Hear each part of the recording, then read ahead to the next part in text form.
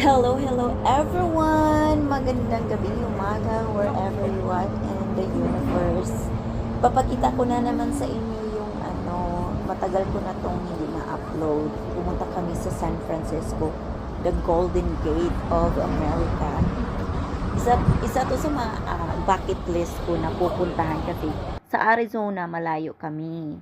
Tamang-tama, yung kapatid ng asawa ko diyan nakatira sa San Francisco, at timing din na off siya sa business niya.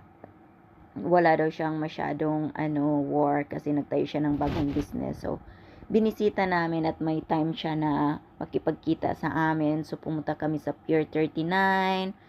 Pumunta din kami sa China Street, kumain kami ng yung may mga Asian food doon. Ang dami palang Pilipino diyan. Ang dami kong narinig sa Bay na nagsasalita ng Bisaya, Tagalog. Tapos yung iba hinahay ko. Tapos mabait naman sila at nagsisi-hi. So super saya ako that trip.